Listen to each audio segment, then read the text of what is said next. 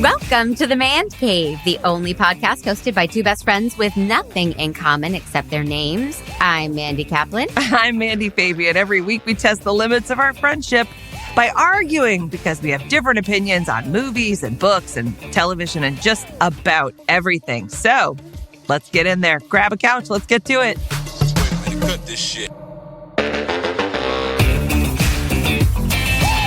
So I'm going to start with something that I know we agree on. Okay. So it's the one thing. Yes. My Mother's Day. Yes. I saw Six. Finally. Oh, At last. yes. Six, the musical at the Pantages. I loved it from head to toe with every cell in my body. I cried from beginning to end with joy and admiration. This show is the story of Henry VIII's 6 wives. Yep. Sung by the best singers I've ever heard. Yeah. Danced with incredible choreography, best dancers, an all-female band that kicks Rocks. so much ass. The lighting design was off the charts incredible. I was chills head to toe the whole time. And I knew the music, so I wasn't going in like, what's this about? Yeah. But seeing it was electric. Yes. Yes. You've seen it more than once. No. I've only seen it once. Oh, okay. I saw it once in the fall of 2021. It was awesome. My God. Yes. So great. I totally agree. And one of those things where I knew the music really well because you introduced my girls to the music. And Yes, then you're welcome.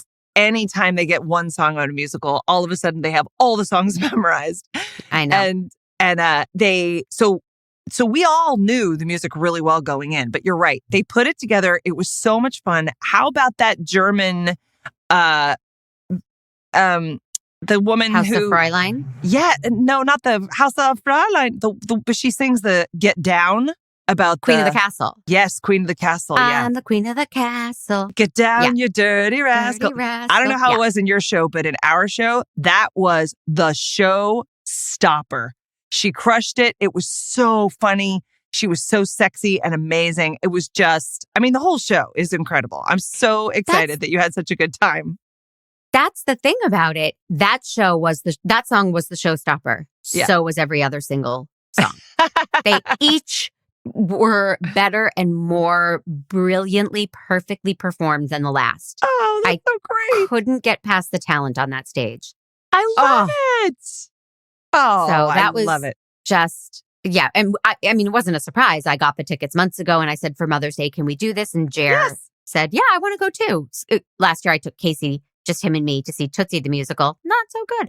And so this was, and being there on Mother's Day, we bumped into friends and their moms. It was fun. Oh my God, I love that.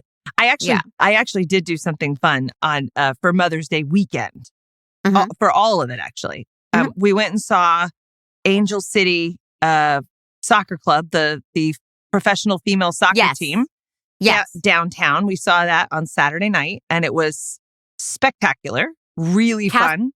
Our dear friend Catherine Lansbury has highly recommended it. She loves it. Oh, it's so funny. I thought of Catherine when I was there. I was like, oh, she would love this.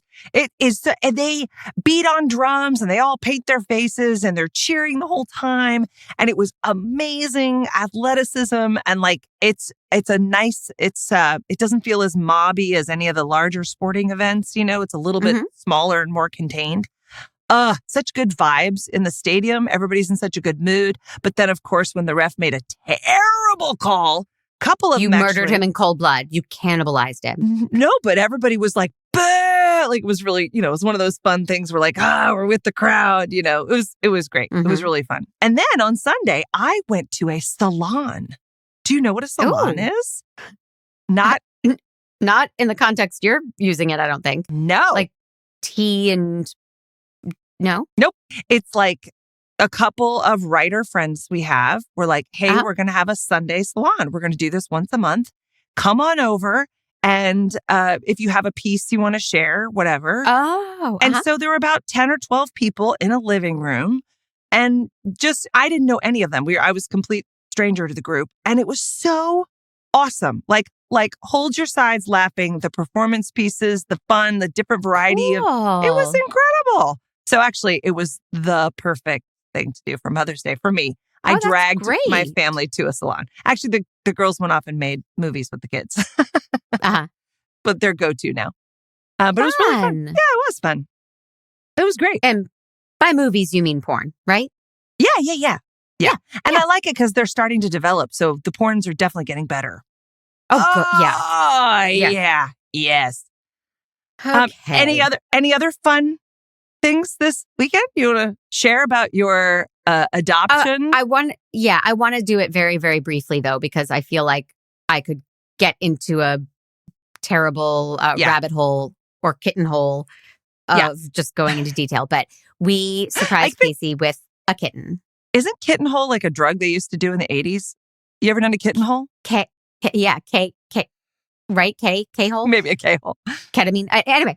Ketamine's not a bad name. She has no name. Mm-hmm. She is the cutest creature on the planet. Yeah. Maybe I'll post a picture in the private. Well, let's not get crazy. This is a joint. Discord.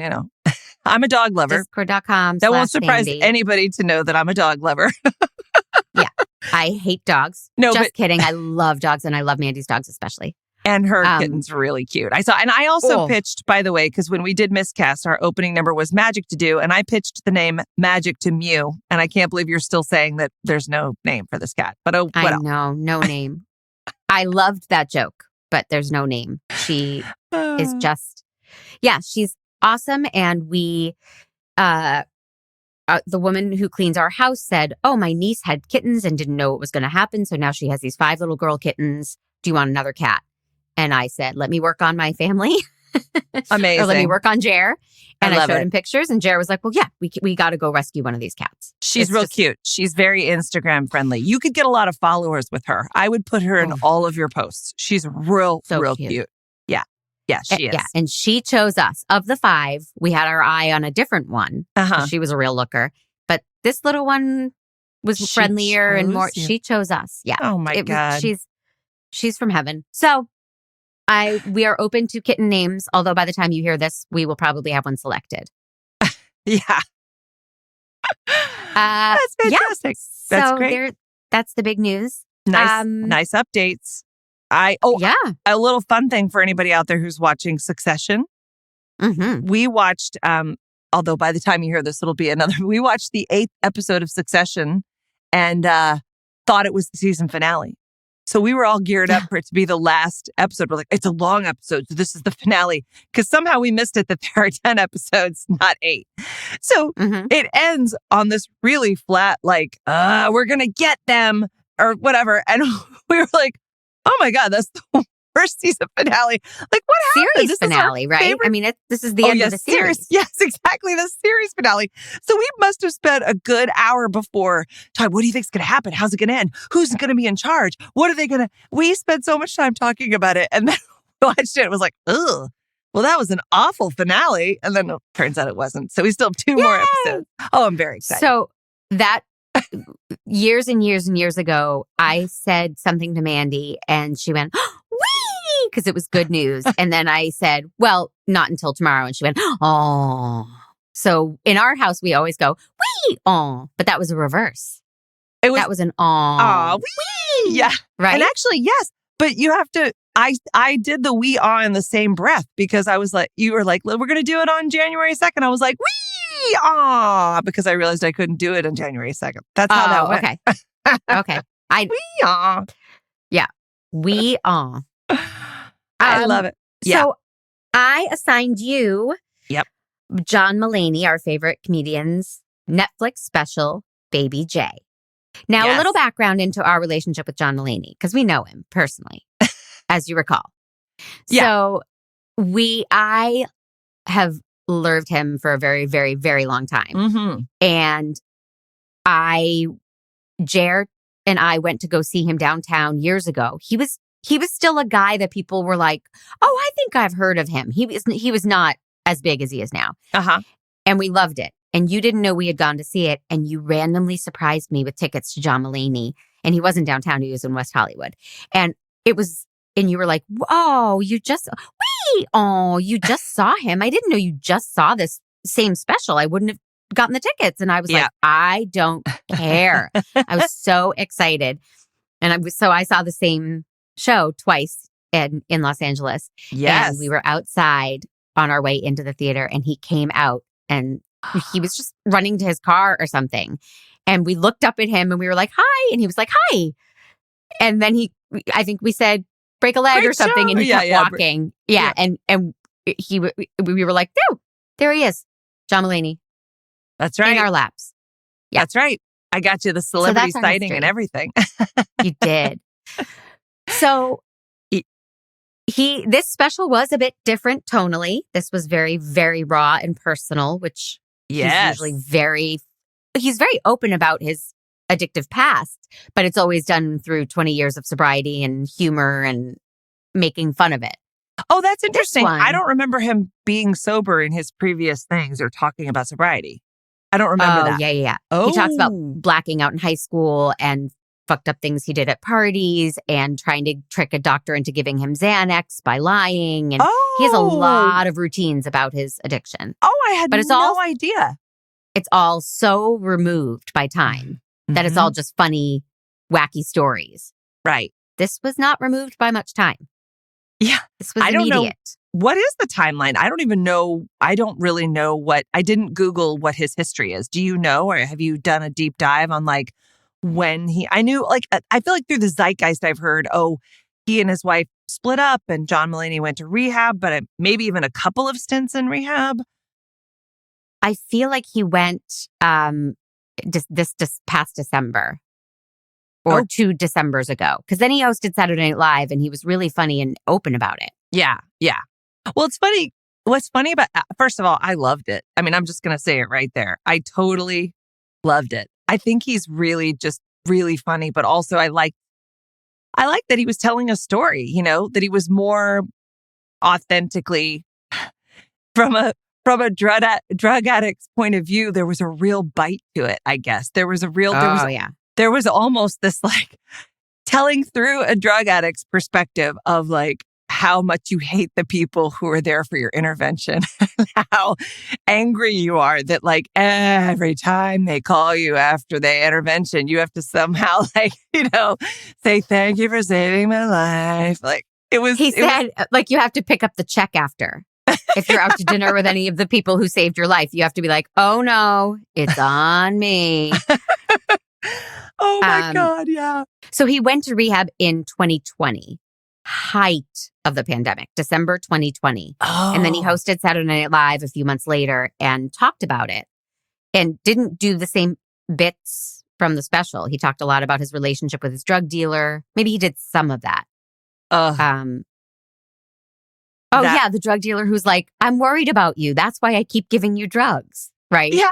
It was so, his nice, friendly drug dealer. He does this whole bit on the drug dealer because he texts to break up with him, because there's a whole thing after you go through rehab. You have to like reach out to your drug dealers and say, just so you know, I'm not going to be buying drugs from you anymore. I'm sober.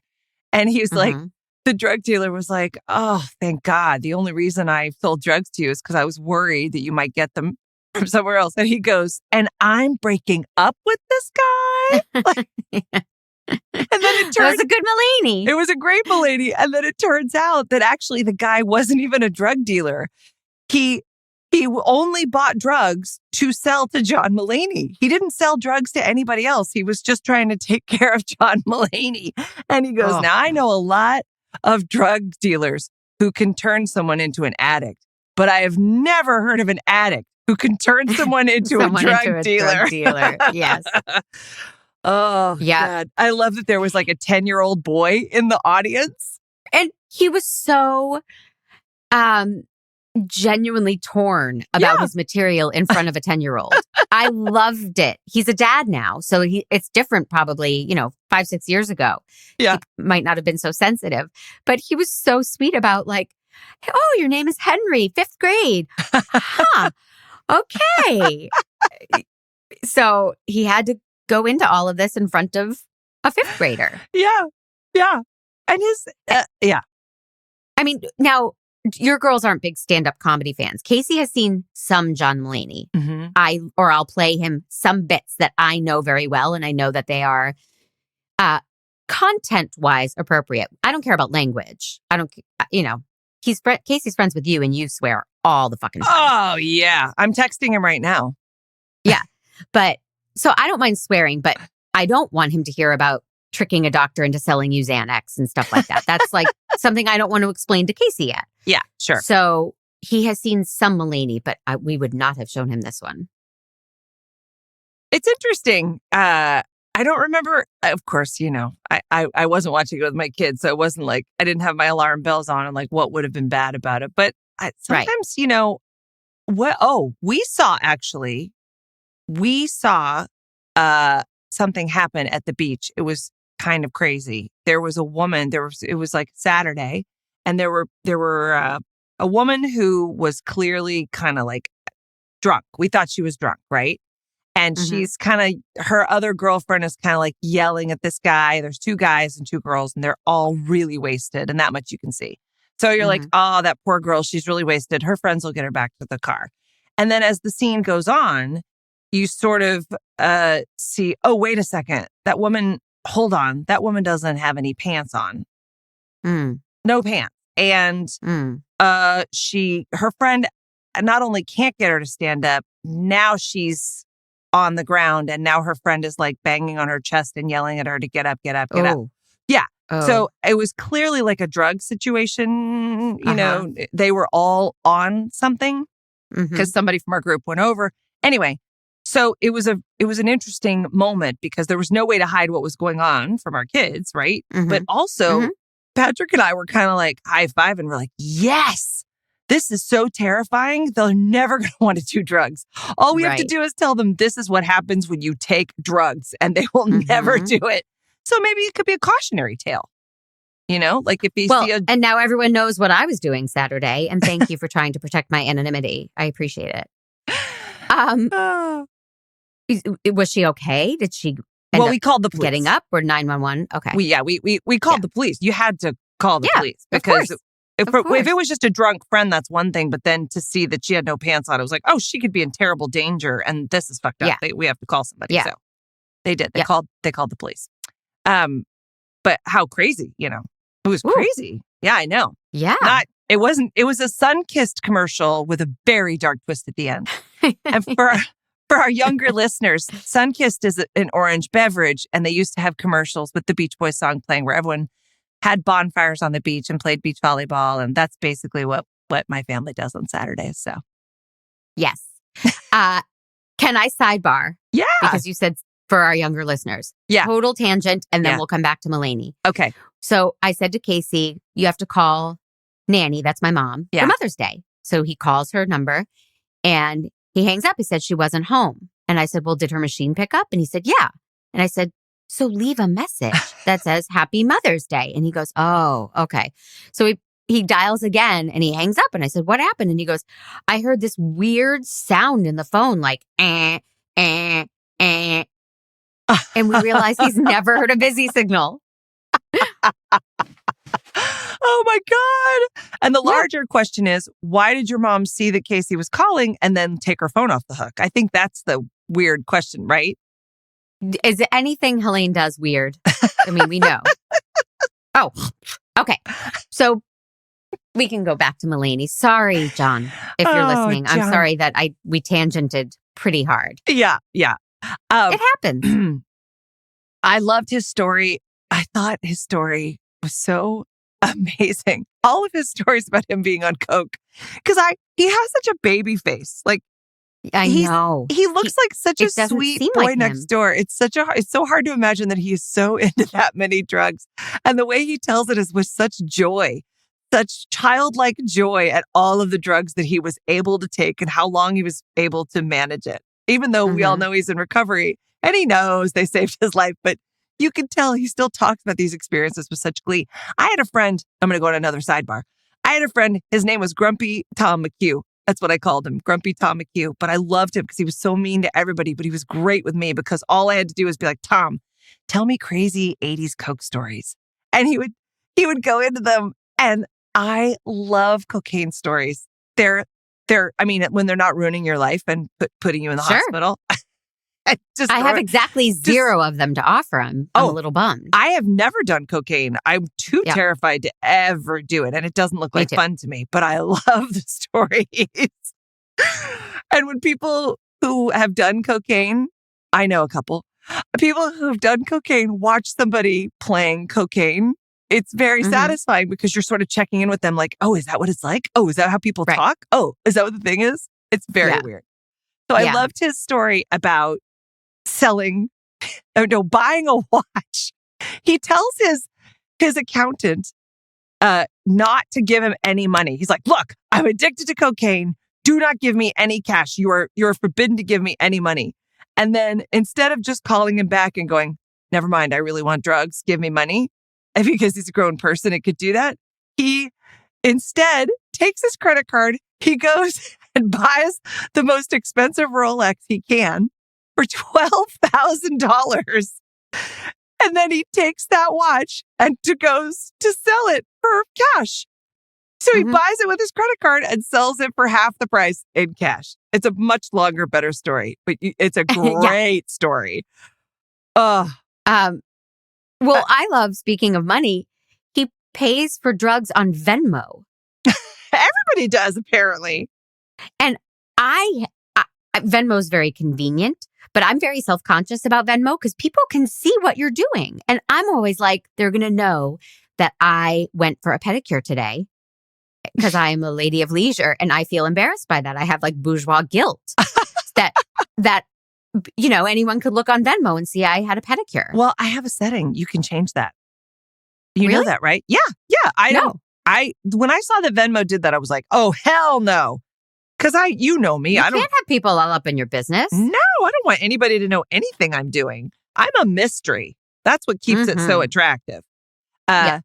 But no, there's a setting so you don't have to share that information. Because I thought that's just really weird. And I still think it's weird when I go on Venmo and it's like, Angela gave Bob $10 for pizza. I'm like, what a weird thing to share. Very weird. Now, is that your gropey Uncle Bob that you're talking about? Or I didn't say he groped me. I said he was, very observational. Like maybe he was a frustrated artist, noticing the details. All right. That's a flashback to last episode, guys. So you got to go back and listen. Although I did my first parody song that I ever wrote was I Saw Mommy Kissing Uncle Bob. So I don't know. Maybe there was. Of course it was. That is so you. There. I'll sing the whole thing at Christmas time. That'll be a special bonus episode. I still know it. Yes. Oh, I can't wait. Oh, can I get an advance copy to work out backup vocals? Yes, you can. We're going to make a video. This is it. Well, speaking of songs. Yeah. A highlight of the episode for me, or of the special for me, was his song towards the very beginning of the why do I keep saying episode? Special. Yeah. I need caffeine. Pete, could you play the song he sings at 6:59, please? You're like, ba-da-ba-da-ba-ba. Hey, Boston, it's time to laugh. Raise up your smiles, lower those masks. You know what I mean. We all quarantined. We all went to rehab and we all got divorced. And now our reputation is different. No one knows what to think. Hey, yeah. All the kids like Bo Burnham more because he's currently less problematic. Likability is a jail. So we can't start that way. So this is when he's like, I wrote that song. This special's a little bit different because my reputation is different. And he's singing a little intro and it ends with, and now everybody likes Bo Burnham better than me. I just butchered it because everybody just heard it and I'm going from memory. But I loved that he randomly called it out. The world looks at John Mulaney and says, he's a nice, sweet boy next door. It is shocking to know he has this dark side. And I love that that's how he called it out with this random song. It was really funny. Oh, yeah. No, it's interesting because it was more, it really was more storytelling than comedy. Like, I thought it was very funny. He's very funny, but he got very real in it. Mm-hmm. And that was surprising. And it was long. And there were a lot of when I was in rehab, Mm-hmm. but it was, I just was so on the edge of my seat, fascinated by all of it. I watched it twice. Oh, good. Yeah. But I found it different it was reminiscent of the Matthew Perry book that we listened to. Oh. Because I went to rehab again. I went to rehab. I was afraid because I was famous going into rehab. But you just root for Mulaney and you have this faith that he's going to get through it and do it. And I wasn't rooting for Matthew Perry. I found Matthew Perry wholly unlikable. I mean, I was rooting for him to survive. Don't get me wrong. But yeah. Well, Mulaney's not as famous as Matthew Perry. Correct. He said, I feared people would recognize me at rehab, but then no one did. And it drove me crazy. So I left newspaper articles out so that they would know. Right? He's so honest. He's just, I don't know if he really left the newspaper articles out, but I could understand being like, doesn't anybody know me? I love, it's kind of like his sack lunch bunch thing, right? Where he does these ridiculous, crazy things, but he does them are so nonsensical or weird. I think that's why he and Nick Kroll make such a good pair, right? Mm-hmm. They have this really offbeat, weird sense of humor. But again, he looks like such the boy next door. He looks like he would be doing Jim Gaffigan humor, but he has such a weird, dark insight, a really human insight onto things, right? It's almost like laser into human nature. So you just referenced the Sack Lunch Bunch. And if people have not seen this, it's a Netflix special from 4 years ago. John Mulaney and the Sack Lunch Bunch on Netflix. Watch it. Yeah, I think it's pure genius. And there's a real pathos to it. It's not all silly humor. It's gut-bustingly funny. And then he asks kids about their real dark fears. And you get real insight into the way children's minds work. Yeah, I liked it. I didn't love it. Oh, I love it. But I did like it. I liked it. I remember feeling it made me very uncomfortable. Because he was dealing he was dealing with real kids, and it wasn't as funny. Like, it wasn't funny enough to constantly be like, oh my God, look at how he's providing me with all this humor around all this. It was kind of on the edge for me a little bit. As far as I can remember. I loved the line he was towing was perfect for me. Yeah. And it's a little star-studded. And one of the things I loved was Jake Gyllenhaal at the end comes in and does a song as Mr. Music. Yes, and I remember that. He's a total wreck. It's hilarious. I just think Casey loved it. We've seen it many times. Well, he has this great way of, because he is who he is and he looks the way he looks, and yet he has this he's almost like a mischievous drug elf, right? The whole idea that he's like, I can use Venmo to go buy my drugs. I can go, when he's at the rehab and he has pockets full of drugs in his inner pocket. And the woman asks him, do you have any drugs on you? And he goes, no, I do not. Like, it's the way he delivers the... Yeah. No, I do not. And for a second, he almost believes himself, and then they look inside his coat and they're like, who knew about the inner pocket of my coat? Like, what is this world that I've entered into?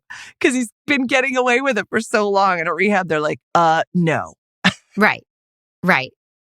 Yeah, it's interesting. His story, I feel, is relatable to any addict. And he talks a lot about his intervention. Yes. Which he has. It's so good. He's grateful for it, but people, I assume, feel betrayed by all of their loved ones conspiring behind their back. So it feels, I'm assuming, mixed to walk into your intervention and you're like, thank you all for loving me and fuck you all for doing this to me, right? It's both.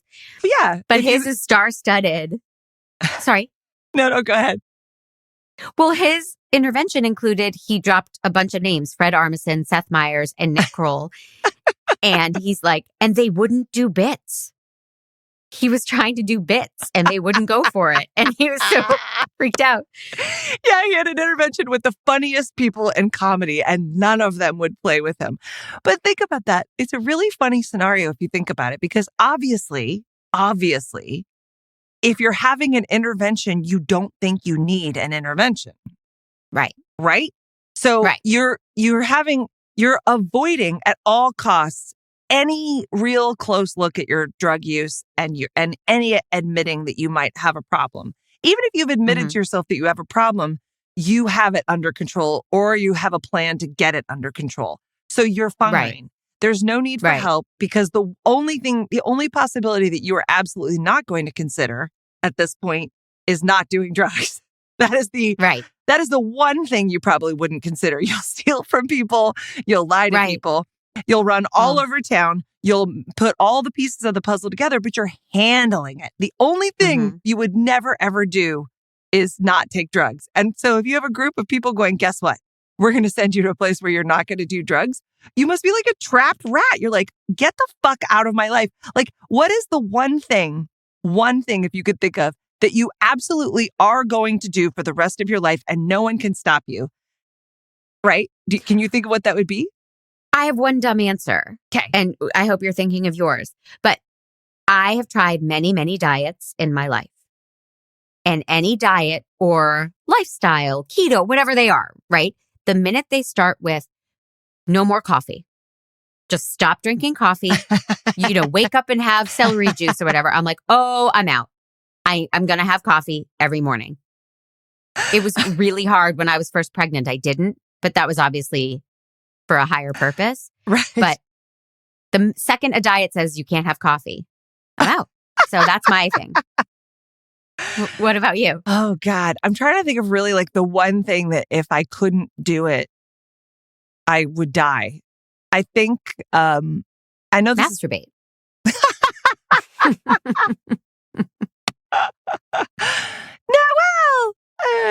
I could find other ideas, but yeah, that would be rough. That would be rough. I can't imagine a life without that.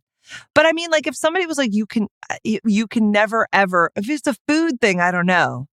But if someone's like, you can never, ever, ever, go like sing again or hear live music again. Like if you had no more music in your life, I think I would be like, go fuck yourself. Right. I don't think I could like that would be a horrible life for me. Oh, well, there goes my idea for a cult. Okay. I mean, the cult of silence. I mean, obviously when people say we're going to take this thing away that you've been so dependent upon and think you have under control, like you said, it's terrifying. And it's your best friend. I mean, there was a time in my life when if you had told me, oh, you're not going to have a glass of wine with dinner, I'd like, shut up. I couldn't, I equally could not imagine that or having several at dinner. That's what I think is so crazy is that, the people you love the most are like, it's this surreal thing. I mean, and I don't even think I got until I heard this special. Maybe I'd heard this before or knew this, but I was like, wait, really? You're going to have this meeting and then they've already packed a bag and then they get to take you to rehab? Is that a thing? Did you never watch the show Intervention on A&E? Your friend worked on it. I know, but it made me so uncomfortable. I know, but it's so gratifying when they say, okay, I'll go. And that, when you, unfortunately, the chyrons at the end are always 6 months later, they were back on the street. But that moment of them breaking down and saying, I will accept the help. Well, I think let's go. This is the hard thing about interventions, though, or anything that's like forced upon someone. I mean, I really would wonder what the rate is of acceptance and moving on. Like if you've practiced a habit of, I have figured out how to lie and do this for my whole life, and then someone tells you to go to rehab, what are the odds that you're actually going to get it? Like if you're not there looking for the help yourself and knowing I have a problem, I've got to get through this, then how long is it going to last? Well, I don't know. They say addiction is a disease. Yes. And certain medications work for certain people and then they don't work for others.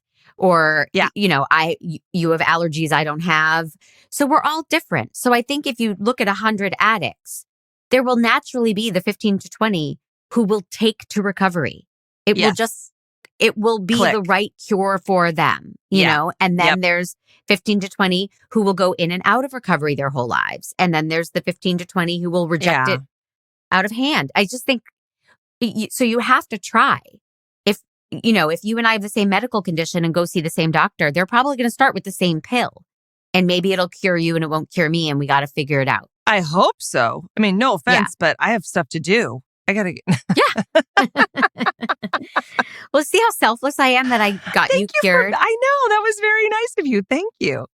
So back to Mulaney just because he is Mulaney. He's amazing. I wanted it to be a little funnier, but I understand why it couldn't be. And I hope that this is forever healing for him and for a lot of people. Obviously he could have made more jokes about the wacky residents at rehab, or he could have spun it, but he stayed really honest and rooted to this time in his life where he had to say these things. And I hope and pray he's okay. And that in 2 years we get a more Mulaney special that's wacky stories and funny and, but I feel like this was extremely powerful. Oh, yeah. I was more of a stand-up special than Chris Rock, who was just up there raging and I didn't laugh. I definitely laughed at this special. Oh, yeah. Well, I laughed at both specials. I think they're both I know you did. Really funny. It's funny, halfway through this, I thought, I don't know if Mandy's liking this. I wonder if her love for Mulaney will overcome the fact that this is not the kind of stand-up special that she likes. I don't know that that's necessarily true. Although, what's Hannah Gatsby's special that was so revelatory? People, I didn't like it. I didn't like it either. You'd think I would. Thought you were going to get mad at me. Nope. Yeah. I just think that's a different thing. Yeah. That's a one woman confessional, or I don't know what you would call it. That's a soapbox. This didn't feel soapboxy. This was not Chris Rock yelling at us. This was John Mulaney owning his shit. Totally. And trying to make light of it at times and letting it be dark at times. And totally different vibe. Yes. No, Chris Rock was like angry funny and John Mulaney was like self-deprecating funny.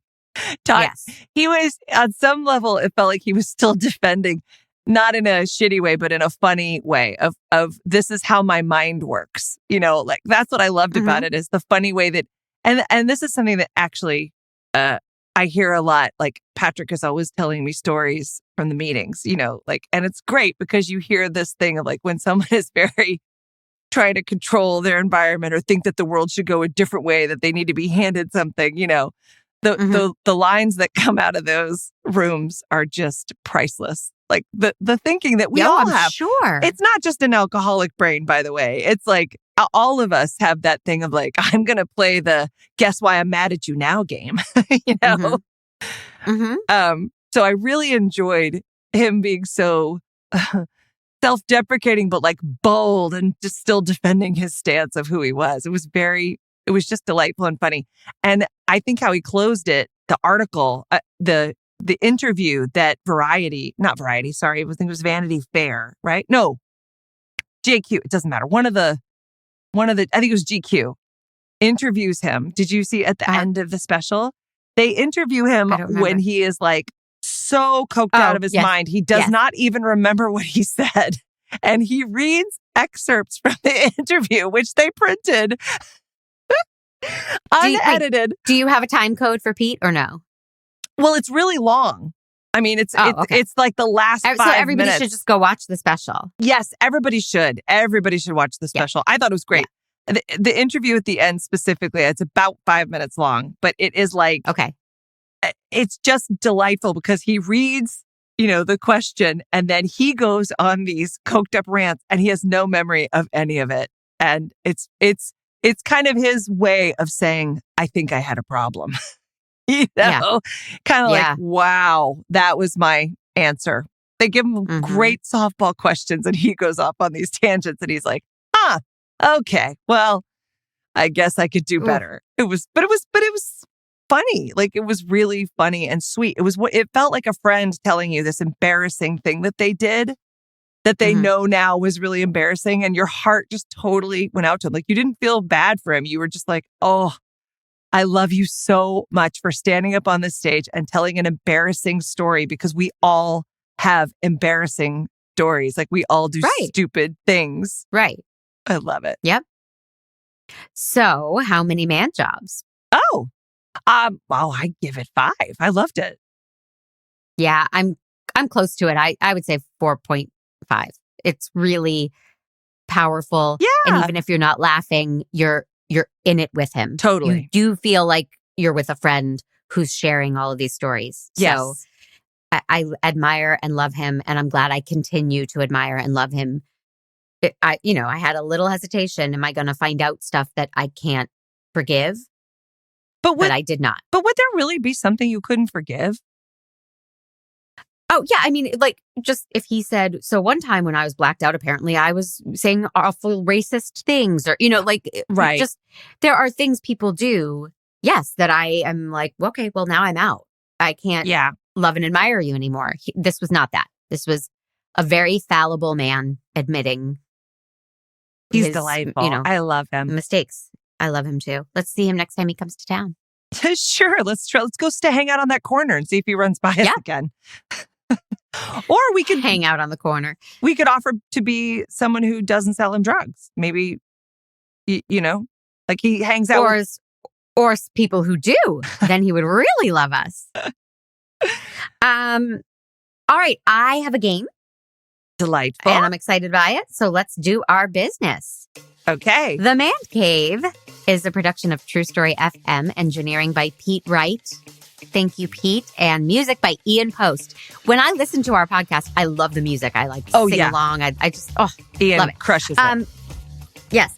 And you can, if please, you go on, and thank you, give us a review on Apple Podcasts. We have a couple new ones. I'm going to read one. Yes. I should have queued it up. Now, this was exciting. This is from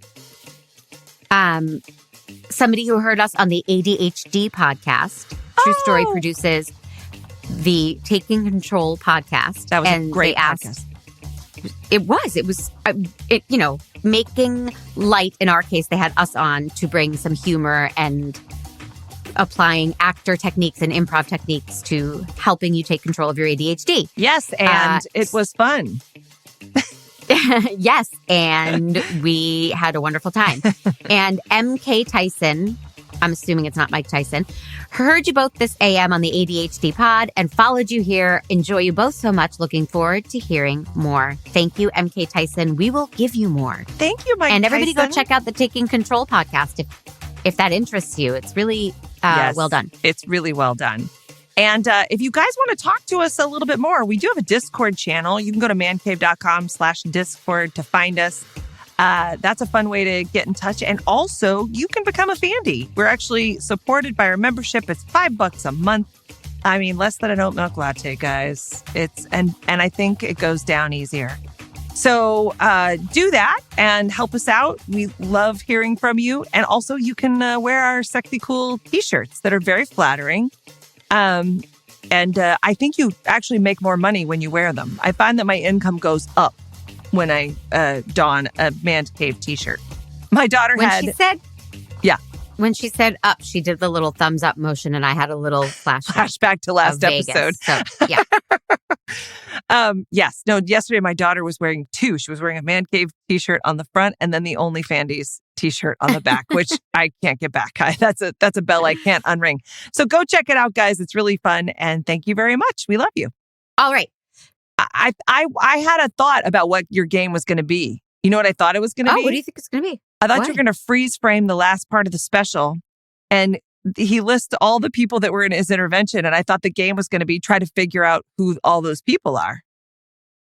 Oh, well, we know so many of them. And I already mentioned them. But some of those names might come up in my game. Okay. I'm going to read you a stand-up comedy joke. And I'm going to give you 3 choices. You tell me whose joke it is. Okay. It's a chance to laugh at the joke and a chance to see if you know your stuff. Great. Okay. Are you ready? Sure. We're going to call this game da da da da da da da. Who said it? Oh, all right. Nice. With a theme song and everything. I like it. Okay. Yeah. Mhm. My wife says, camping is a tradition in my family. It was a tradition in everyone's family till we invented the house. Oh. Is that Ellen DeGeneres, Jim Gaffigan, or Wanda Sykes? I'm going to say Mariska Hargitay, but my second choice would be Jim Gaffigan. You are correct. Yes. I wanted you to feel really good because I don't think you're going to get any of the others. Are we ready? Yes. 5 kinds of fear: panic, terror, 15 missed calls from mom, wrong password, we need to talk. Is that John Mulaney, Mike Birbiglia, or Kevin Hart? Ooh, that's interesting. I'm going to say Sly Stallone. No, Mike Birbiglia. I'm so sorry, it was Kevin Hart. Oh, Kevin Hart. Okay. Yep. All right. Didn't think of him as a mama's boy. I used to think I was a little unstable, and then I met every girl I dated. Is that Mike Birbiglia, Chris Rock, or Steve Martin? I'm going to say it's Chris Rock. That's Mike Birbiglia. It is? Oh my I God. love him too. I love him. I love Yep. Mike Birbiglia. I love him too. I just thought he Okay. liked women. See, it's so funny. I can't. If I ever had a daughter, if I ever have a daughter, I'm going to name her Taken. That way, when a boy asks her name, she'll say, "Hi, I'm Taken." Is that Stephen Wright, Chris Rock, or Kevin James? Oh boy. I don't know. Kevin James? That is Chris Rock. Okay. I think like I tried to find quotes that weren't so clearly someone's voice. Yeah. You know what I mean? They're great jokes. Yeah. Somebody broke into my house once. This is a good time to call the police. But nope. The house was too nice. It was a real nice house. But they'd never believe I lived in it. They'd be like, "He's still here." Was that Eddie Murphy, Richard Pryor, or Dave Chappelle? Dave Chappelle. Yes. Smell you. I hope everyone at home is shouting out comedian names in their cars. All right. All my friends are getting married. I guess I'm just at that age where people give up. Was that Chelsea Handler, Wanda Sykes, or Amy Schumer? Oh, that's a tough one. I don't know. Maybe Chelsea Handler? That was Amy Schumer. Oh, Amy Schumer. That would have been my second guess. One of my all-time favorites. Just a couple more. Yeah. The You can tell them all day. They're funny jokes. the first time I see a jogger smiling, I'll Mhm. consider it. Was that Louis Anderson, Joan Rivers, or David Letterman? Let's see. Gee, I didn't even know Louis Anderson did stand up. Joan Rivers? Yes.